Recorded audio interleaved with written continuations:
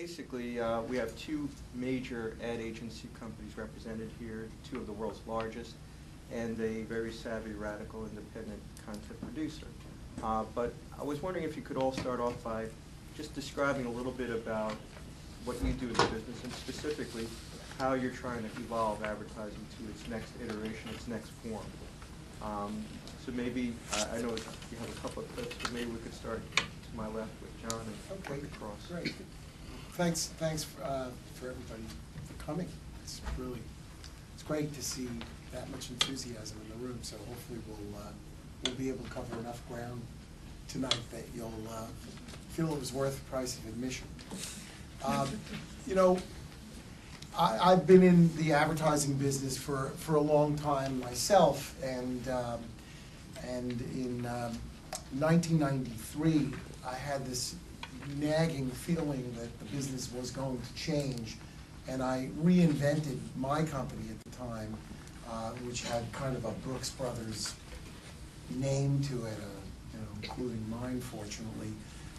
And I reinvented the company as @radical.media in 1993 because I knew just enough to be dangerous that I saw the media landscape changing. This thing they called the internet was kind of coming. It wasn't there yet. It was still in its infancy, as it is today, as compared to what it is today.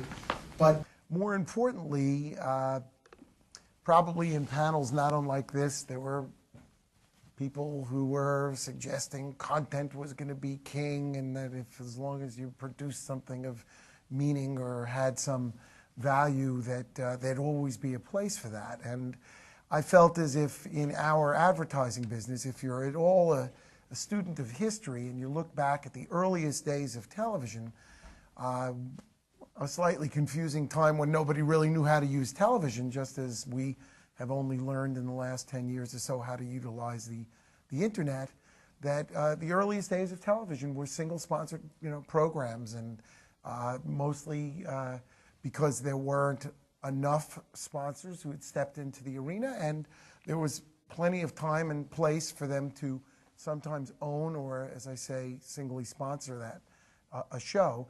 But it was a time in which they built a very strong emotional connection with their audience. And it seemed as if it really paid off, because some of those brands that owned those shows back then are still some of the very lasting brands that we all support today in our purchases of their products. And in fact, in this most recent economic downturn, I'd asked somebody in the office about 6 weeks ago, and it's since been somewhat published in the likes of the Wall Street Journal, etc. If you look at the last depression, in the Great Depression, something like the soap opera was in fact invented by Procter & Gamble, not on television, of course, but on radio. And again, they emerged out of the Great Depression as the #1 leading packaged goods company to this very day. But it was through that relationship that they were able to build. So when we reinvented the company, we envisioned it as a company that would produce content, but that content, leveraging off of the business that we'd been in, would most likely be supported by advertising, as most programming, with the exception of a model like the HBO's offices we're in, is generally the rule. Okay. I too saw that it was changing, and that even I'm old enough, I remember the beginning of cable network and the clutter, the beginning of clutter that caused, and then the internet, and now with DVRs, that the media landscape from the consumer perspective was fragmenting.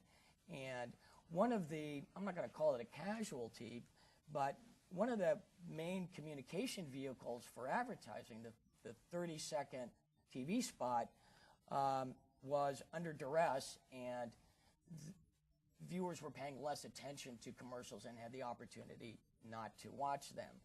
And that began a trend, as John was saying, 10 years ago, where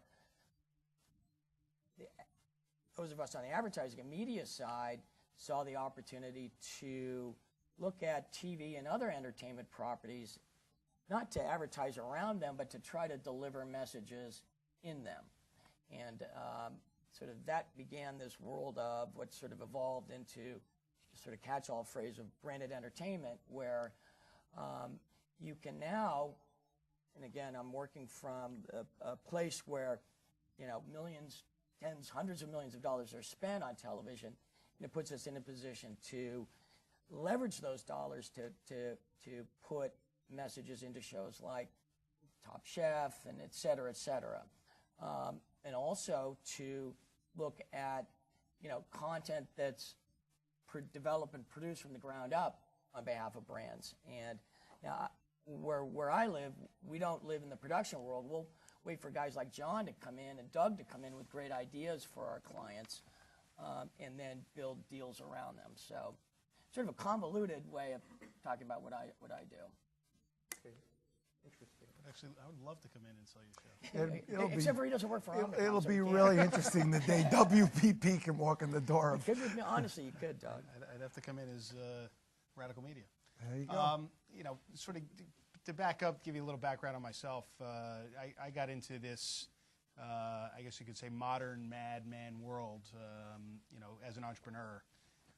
With over 15 years of entrepreneurial experience, going back to the launch of a magazine called The Red Herring in the early 90s, through the operating of a company called the Hollywood Stock Exchange, which some of you may be familiar with, which is a simulated stock market where you bought and sold movie stars and music properties based on real-world values. And you know, with technology and having been a casualty of Web 1.0, recognizing the two-way platform that technology provides, I really felt that branded content was a great platform to build brand messaging around. Every brand like Colgate or our client IBM has a story to tell, and more importantly, the engagement that you can create through storytelling allows a brand to make a connection with a consumer and build that long-term brand loyalty, which over time, with viral videos, you know, and social networks and a whole host of other tools that are out there, begin to engage the loyalist in a brand to become a, if you will, practitioner or a marketer for your brand. So shortly after I left Hypnotic, I worked very closely with gentleman Sean Combs, creating Diddy Runs the City for his brand, where he ran the New York City Marathon for New York City Public Schools. We launched the hybrid SUV for Ford Motor Company. And then after a brief stint at an IPG entertainment PR firm, was approached by Ogilvy to, in essence, form an entertainment division. Never thought I would go inside of a big organization, over 15,000 employees worldwide, 125 offices. But I felt that the challenge there was really rooted in our founder, David Ogilvy, who is, you know, probably by far the only true Madison Avenue brand today. Okay. Well, if I heard all three of you right, I'm hearing the evolution of advertising, in fact, maybe a de-evolution. We're returning to the roots, right? We're going back to the original days where brand and content were integrated. But let me ask you all, in the original days of television, if you take the Texaco Star Theater or any of the great shows of the time, they were brought to you by, they were identified with the title sponsor, right, and there were cast commercials within the programming. But they generally did not hijack the narrative. They were not integrated into the actual content. You're right. Well, they sometimes did, but they did amazing things. We were just looking at a commercial, well, not a commercial, but a promotion for Winston cigarettes with the Flintstones. It was pretty amazing. I actually should have brought that along today. It's always a lot of fun to watch Fred smoking a cigarette with Barney, talking about how good these things taste and that they ought to let the ladies go do the work while they're sitting behind the rock wall having a smoke. A cartoon. Right. So there was some integration, but actually the value of something being brought to you by, I can remember as being like, gee, that's really swell of those nice folks at Texaco or any other brand that brought you something. And of course, part of it was the concept that television was free, and you accepted that the advertising that existed on television the thing that paid for the television. Now, I don't think with all of us having a cable bill and all of us, opting into premium cable or other places in which we can watch media now, it's perhaps lost its meaning quite a bit. And again, with the fragmentation of media and the commercial pods as they were created a little later in the really more around 1952, 1953, when Gunsmoke became a very popular show, and actually was a very popular show for 20-something years, that the concept of serial television, which was more expensive to produce, got people to come back every week, and they really liked the show because you never knew who was going to get thrown out of Dodge.